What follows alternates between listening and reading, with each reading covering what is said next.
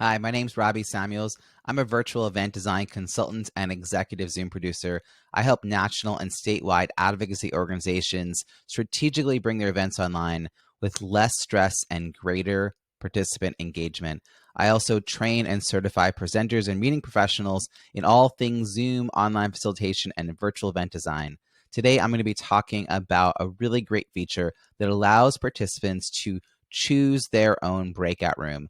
Now, this feature has been around for a little bit, but I think it's not as intuitive for your participants as it could be.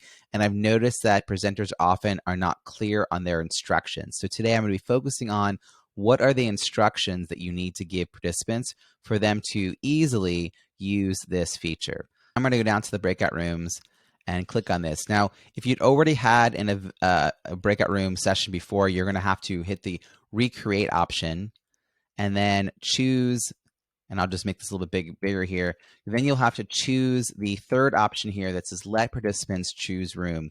And notice that it will take away the number of people per room. It won't no longer have that part because it's not about how many people per room. It's really about how many rooms. So let's say for this exercise, I want to have, let's just say I want to have 4 rooms. So I'm going to hit recreate. And now what I'm going to see is these rooms at the top of my screen here.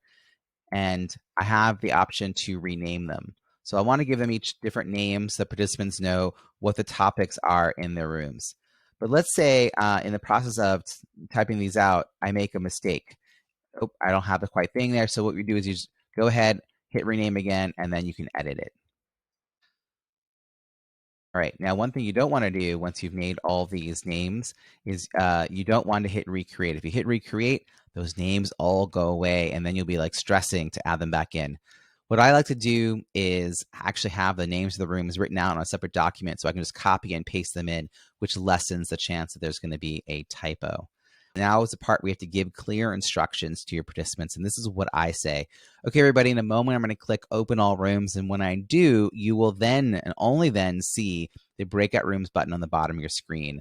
Once I do that, you're going to see a list of all the rooms when you click the Breakout Rooms button on one side, and on the opposite side, you will see a number, a blue number, and that will tell you how many people are in each room. You will need to hover your mouse over that number to see the join option. So, all right, I'm going to now open all rooms, folks. Do you see everything? Go ahead, click on the Breakout Rooms button. And do you see now all the different rooms titled? Great. And on the right side of your screen, do you see the numbers? Right now it just says 0, but as people start joining the rooms, you'll see the numbers changing. Yep, you just take your mouse and you will just hover over one of those numbers and you will see the join option. Hey, if you're on an iPhone app or maybe you're on a phone app using Zoom, look for the Join Breakout Rooms button on the top left of your screen. Yep, so for phone apps and iPhone apps, you will look for the Join Breakout Rooms button on the top left of your screen. If at any point during this breakout room session you want to switch rooms, you can go ahead and do that just by clicking on the Breakout Rooms button again and then pulling this window up and then hovering your mouse over one of the other rooms and going ahead and moving yourself into it.